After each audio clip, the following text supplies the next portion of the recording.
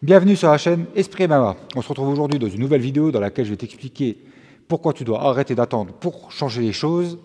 Avant de commencer la vidéo, tu peux penser à t'abonner si ce n'est pas déjà le cas, à mettre un like. Surtout regarde la vidéo jusqu'au bout et mets-moi tes retours en commentaire. Si tu souhaites me soutenir, tu peux me rejoindre sur ma page Patreon, page sur laquelle je publie chaque semaine des contenus en plus pour mes abonnés. Des vidéos techniques que je travaille à l'entraînement avec mes élèves sont postées dessus. Donc si tu veux du contenu technique pour progresser en MMA, en JJB, c'est ici ça se passe. Tous les liens sont en description.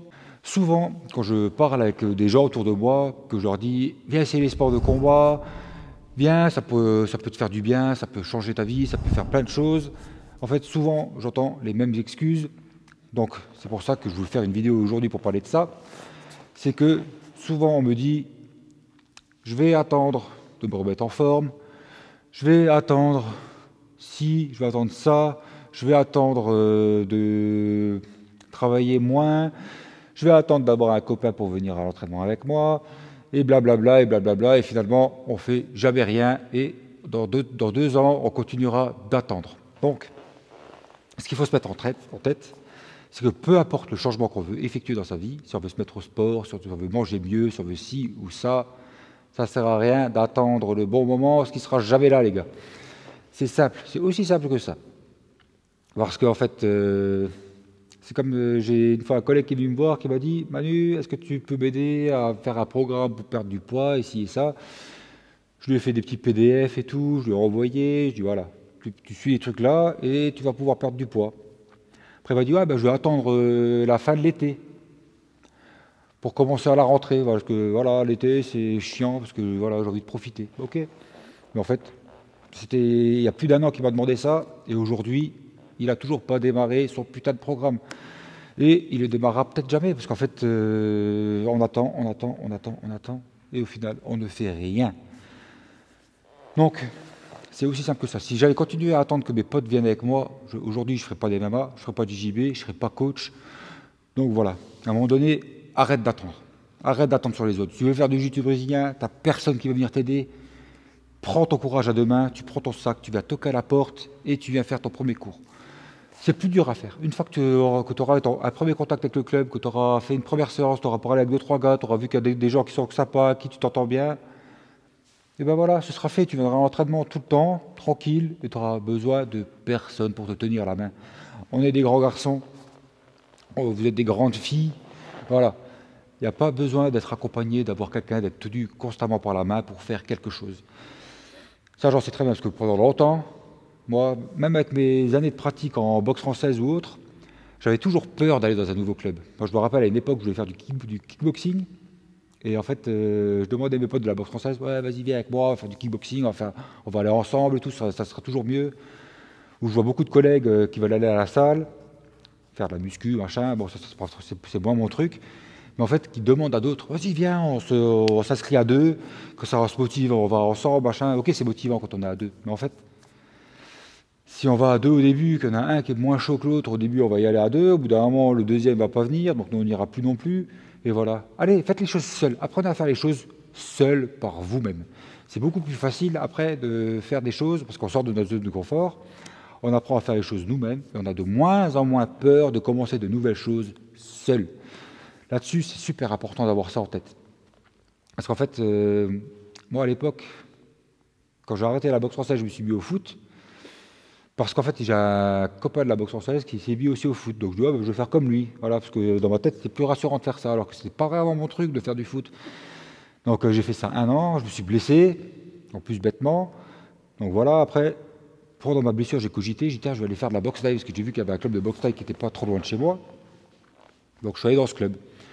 Au final, ce club-là me plaisait pas tant que ça. Donc après, l'entraîneur du club-là m'a dit, bah, il y a un club de MMA qui se situe à 30 km de chez toi. Et moi, 30 bornes, je me suis dit, putain, c'est loin, je suis pas chaud d'y aller. Après, un collègue de travail m'a dit, bah, viens, on y va ensemble. Parce que lui, en fait, il habitait à côté. Donc je dis, ouais, bah, viens, premier contact, on y va ensemble. Ok. Donc je suis allé, au début, moi, je n'étais pas chaud d'y aller, quoi, parce que c'était trop loin de chez moi et tout ça. Et j'ai fait la première séance avec lui. Donc l'ambiance du club, ça, j'avais bien kiffé, tout, je me suis bien entendu avec l'entraîneur. Aujourd'hui, c'est un bon copain. Donc Voilà. Et au final, mon collègue, lui, comme il habitait à côté, il voulait faire des sports de combat, mais il n'était pas motivé, donc après, il s'est pas inscrit. Et finalement, je me suis inscrit tout seul. Et c'est ce qui fait qu'aujourd'hui, en fait, en allant tout seul à ce club, en allant tout seul faire 2 fois par semaine 30 km aller et 30 km retour pour aller m'entraîner, en fait, aujourd'hui, c'est ça qui m'a mis le pied à l'étrier en fait, pour démarrer le MMA, qui m'a fait commencer le jiu-jitsu brésilien et qui a fait beaucoup de choses. Et au final, j'ai pas attendu d'avoir des copains pour aller après à l'entraînement avec moi. Parce qu'en fait, si maintenant mon collègue m'avait dit, bah, moi je m'inscris pas, et que moi je leur dis, bah, tu t'inscris pas, je m'inscris pas. Parce qu'au départ, en fait, ça me plaisait même pas de l'idée de faire ce truc-là. Et au final, bah, j'ai dit, oh, je le fais quand même. Je me suis inscrit. Et lui, il n'est pas venu. Et avec les années, maintenant, aujourd'hui, il est revenu s'entraîner, il prend des cours dans mon club avec moi, et il est ceinture blanche de jiu-jitsu. Alors que s'il avait commencé, parce que quand on a commencé le MMA, au niveau du sol, on avait exactement tous les deux le même niveau. Je ne sais pas si tu te rends bien compte du truc. Donc lui ne s'est pas inscrit au MMA, et moi je me suis inscrit. Donc après mon niveau, il a monté, parce que j'ai travaillé, et que lui, pendant ce temps-là, ben, il a stagné parce qu'il n'était pas motivé. Et aujourd'hui, il prend des cours avec moi, et c'est moi son professeur. Alors qu'au départ, on a commencé pareil. La première séance, on l'a fait ensemble. Donc ce qui fait que, comme j'ai attendu personne pour changer ma vie, pour aller faire autre chose, j'ai travaillé, j'ai progressé, et au final j'ai pris de l'avance sur beaucoup de monde, ce qui fait qu'aujourd'hui, en fait, je suis quand même content de moi, parce qu'au départ, tout seul, j'allais pas dans les clubs, j'avais peur d'aller dans de nouveaux clubs. Et pareil, après, quand j'ai commencé le jiu-jitsu brésilien dans ce club-là, en fait, comme je travaille en 3x8, je m'entraînais que 2 semaines sur 3, et encore, je ne pouvais pas aller tout le temps, parce qu'avec les enfants, tout ça, c'est compliqué. Donc après, j'ai cherché un deuxième club pour avoir des horaires d'entraînement un peu décalés. C'est là que je suis tombé dans un club qui était à 40 km de chez moi, j'avais 40 km, 45 minutes de route. Donc voilà, c'est aussi loin, que c'est compliqué. Et j'ai pas entendu non plus que quelqu'un vienne avec moi. Là, j'ai pris mon courage à deux mains, j'ai écrit sur Messenger à l'entraîneur du club, qui est aujourd'hui mon entraîneur, ceinture noire, qui est mon référent, qui est aussi un super pote. Donc voilà, je suis allé m'entraîner chez eux une fois pour essayer. Je me suis fait rouler sur la gueule par tout le monde à l'entraînement. Tout le monde était beaucoup plus fort que moi, donc j'ai dit vas-y, c'est là que je vais aller. Et après, j'en ai parlé à mon deuxième coach, qui à l'époque était ceinture bleue pendant 10 ans parce qu'il n'avait plus d'entraîneur, que j'avais trouvé un gars qui était ceinture noire à 45 minutes de route de chez nous. Et lui, il m'a dit tiens, je vais aller essayer aussi. Donc au final, après, il est venu avec moi s'entraîner. Et aujourd'hui, il est passé de sa ceinture bleue à sa ceinture marron en 5 ans. Et on a progressé ensemble. Et aujourd'hui, on est toujours ensemble pour donner des cours et pour développer le jiu-jitsu brésilien dans notre secteur. Donc voilà. Quand on n'attend personne pour faire les choses, en fait, les gens, ils nous suivent après inconsciemment parce qu'en fait, on crée une nouvelle dynamique autour de nous. Donc en fait, les gens en fait, nous suivent. Au départ, moi, je n'étais pas trop un meneur. Et en fait, je me rends compte qu'en fait, avec le temps, les gens me suivent de plus en plus dans mes délires, parce qu'en fait, j'attends pas que des gens me suivent pour faire quelque chose, que quand les gens me suivent ou pas, je fais les choses. Et en fait, les gens, après, quand ils commencent à suivre de plus en plus les délires, parce qu'en fait, on leur montre que c'est pas si dur que ça de faire les choses. Donc, si vous voulez vraiment montrer l'exemple à vos enfants, que vous voulez montrer, je sais pas, à vos potes, que c'est leur fermer leur bouche, parce que en fait, si vos potes vous disent ah non, tu ne seras pas capable de le faire, faites-le, montrez-leur que si, montrez-leur que c'est possible de faire les choses et que c'est pas si compliqué que ça et que c'est pas forcément que les autres qui peuvent faire des choses. D'accord? C'est aussi simple que ça. Donc, n'attendez personne. N'attendez pas d'avoir l'approbation d'un tel ou d'un tel. N'attendez pas qu'on vous dise oui, c'est une bonne idée. N'attendez pas qu'on vous dise que vous avez le droit de le faire. Pareil, quand j'ai commencé à donner des cours de jiu-jitsu brésilien, j'étais ceinture blanche.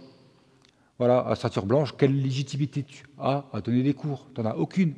Donc j'expliquais aux gars que c'était... Parce qu'en fait, notre prof à l'époque était ceinture violette qui a commencé à me donner des cours. Il nous a mis la carotte, donc on n'avait plus personne. Donc c'était où on perdait le créneau, qu'on ne faisait plus du jiu-jitsu, ou je reprenais les cours. Donc, comme j'étais celui qui s'intéressait le plus à ça dans le club et qui avait, entre guillemets, le meilleur niveau au sol, alors que j'étais merguez à l'époque, ben, en fait, j'ai dit, ben, on va travailler les bases, voilà, parce que ça, je pouvais leur montrer. Je montrais rien de fou, mais en fait, quelle légitimité tu as à donner des cours quand tu es ceinture blanche? Aucune. Mais je l'ai fait. Donc voilà. N'attendez pas qu'on vous dise que vous avez le droit de faire quelque chose. Faites-le. Si tu as envie de le faire, fais-le. Et c'est comme ça que que tout va s'aiguiller et que tout va être bouleversé, que tu vas pouvoir faire beaucoup de choses. Et c'est vraiment, après, un moteur pareil. Attendez pas le bon moment, il n'y aura jamais de bon moment. Attendez pas de dire bah, je vais me mettre au sport, mais d'abord je me mets en forme physiquement. Comment tu veux te mettre en forme physiquement si tu ne commences pas le sport? C'est ballot. C'est comme si tu disais je vais commencer le MMA quand j'aurai de la technique. Non, viens au MMA, c'est là que tu apprendras ta technique. Viens au MMA, c'est là que tu vas te mettre en forme physiquement. C'est en commençant les choses, c'est là qu'on arrivera à construire. Attendez pas qu'il y a quelque chose de fou dans votre vie qui arrivera tout seul, que ça vous tombe dessus et que vous dites ah ben voilà, là je vais faire un truc. Non, c'est pas comme ça que ça se passe. Soyez le moteur de votre vie. Ok, c'est à vous de faire les bons choix et de vous dire maintenant, de vous mettre un coup de pied au cul et de vous dire maintenant je vais les faire les choses. Je ne vais pas attendre que ça se passe. Ok, une vie en a qu'une, le temps il passe vite. Donc si vous avez des projets en tête que vous voulez faire quelque chose, faites-le. Attendez pas le bon moment n'arrivera jamais. Donc là-dessus, c'est là-dessus qu'on va terminer cette vidéo. J'espère que ça vous a plu. Donc écris-moi changement en commentaire si tu as regardé la vidéo jusqu'au bout. Et on se retrouve très vite pour une nouvelle vidéo. À la prochaine. Ouss!